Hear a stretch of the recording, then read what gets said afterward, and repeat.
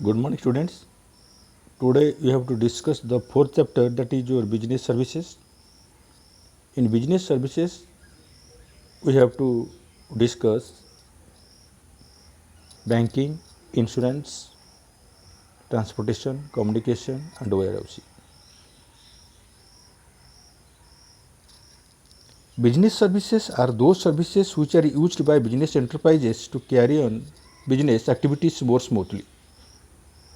That is banking, insurance, transportation, communication, and warehousing, etc.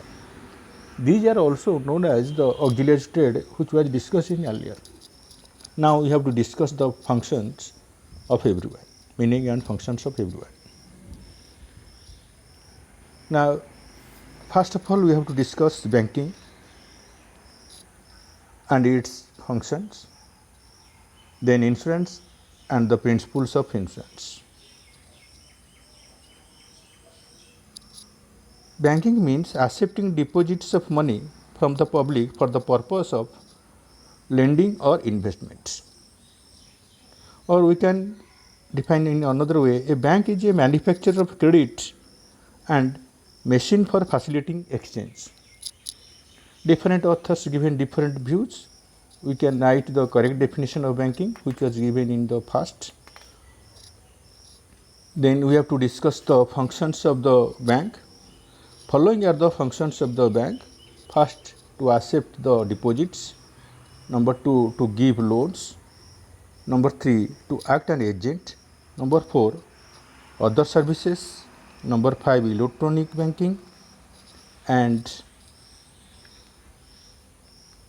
number 5, core banking solution or centralized banking solution.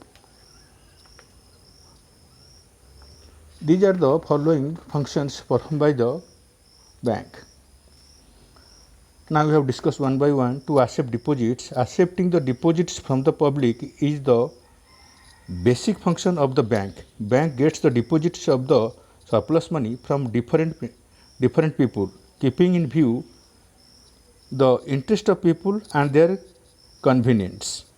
The bank accepts the following types of deposits from its customer, that is your fixed deposit account, saving account, current account, that is your recurring account, and your home saving account also. That means there are different ways for saving the money into the bank. Then number 2, to give loan. The second function of the commercial bank is to providing loans to its customer in the form of cash credit, ordinary loans, overdraft, discounting the bill, etc. Whenever the customers require money from the bank provide loans to them for carrying the business activities smoothly. Then number 3, to act an agent. Bank provide following services as an agent: sale and purchase of securities on behalf of the customers, collecting and paying of checks, bills of exchange on behalf of the customers, collecting various receipts like dividend, interest on behalf of the customers, transfer of money through bank draft from one bank to another or from one branch to another, and also making payment like income tax, rent on behalf of the customers. These are the functions provided by bank as an agent. Now we have to discuss other services provided by the bank. Besides the above functions, bank provides following services also. Bank provide underwriting or share or debentures for commission. Bank provides letter of credit and traveler's checks for its customer. Bank national service by mobilizing small savings. Banks provide information of financial position of its customers to third parties for trade purposes, etc. Then electronic banking. With the use of computer, banks are new in a position to offer the following new services to its account holders, that is your automatic teller machine, credit card, debit card, EFT, that is electronic fund transfer systems, direct credit, direct debit also.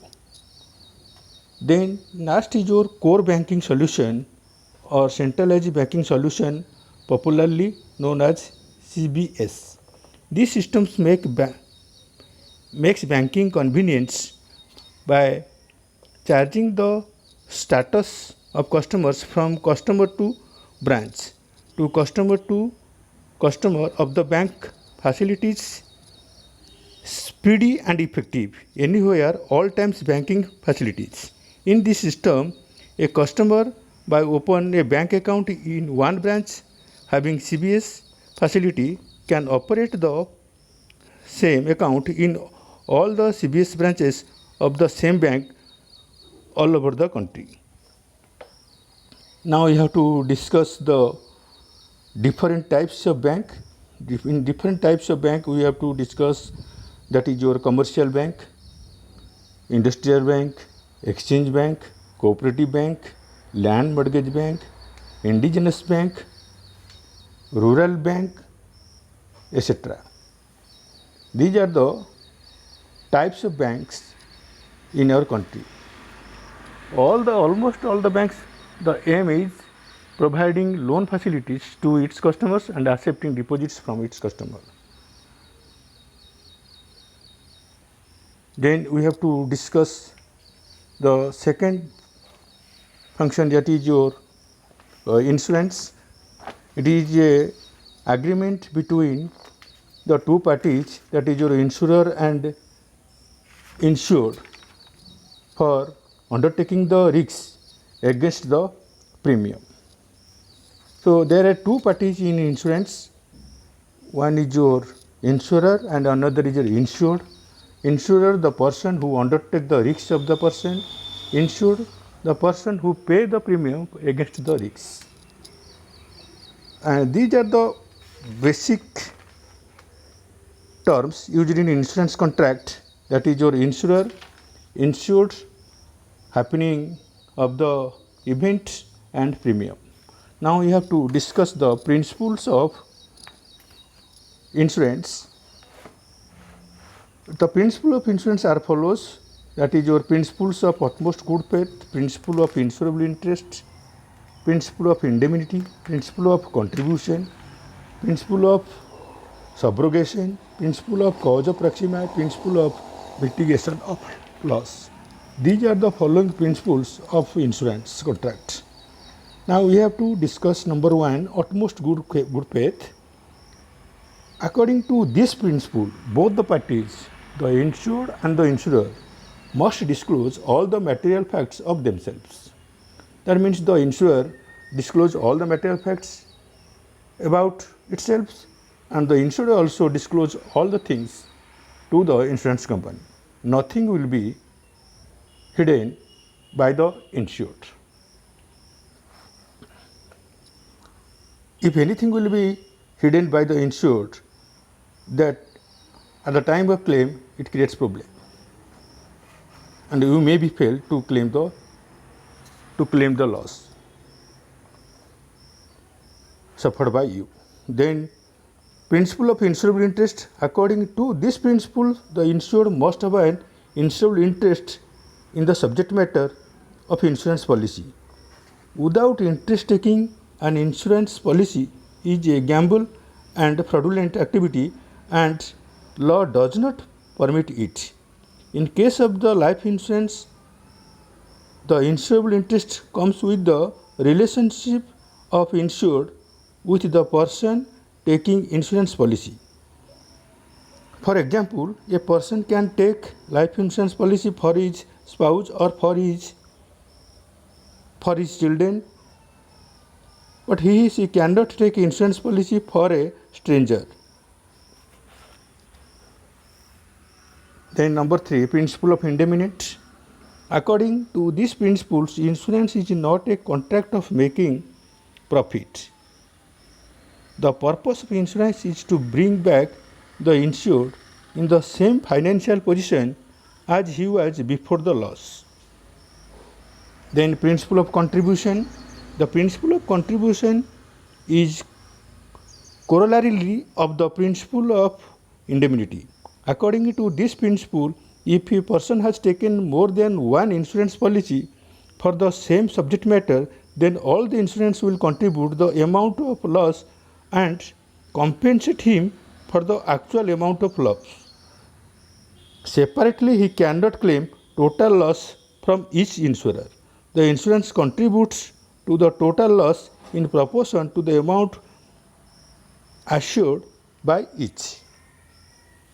Then next is your principle of subrogation. According to this principle, after paying the compensation, the insured step into the shoes of the insured.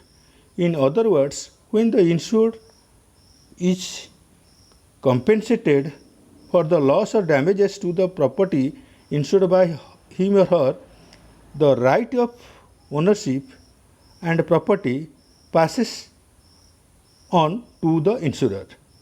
This is also a corollary to principles of indemnity of business.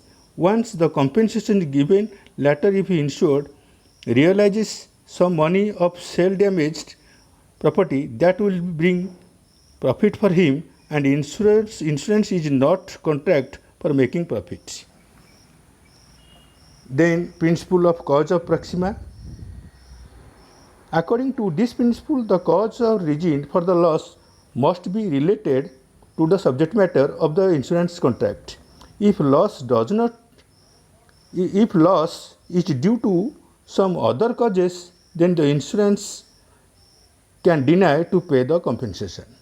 That means find out the nearest cause for making the loss. For example, if a person has taken marine insurance policy for sending the wheat bags, and on the way if a rat spoiled the wheat, then no compensation will be given, because under marine insurance the cause of loss should be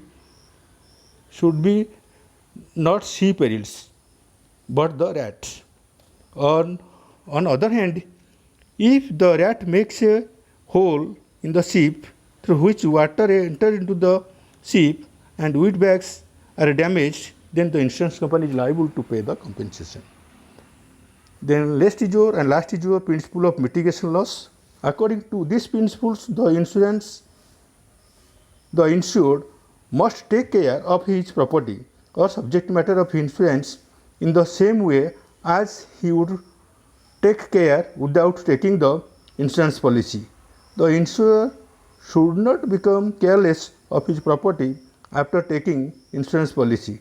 It is the duty of the insured to make reasonable efforts and take almost all the cares to prevent the losses. For example, a person has taken fire insurance policy for his house, and when fire breaks out, he should take almost all the measures to stop the fire and minimize the loss rather than watching the fire, because he will get compensation from the insurance company. That is about today regarding the banking and insurance and principle of insurance. And in next period we have to discuss other three things, that is your transportation, communication and warehouse. Thank you. Have a nice day.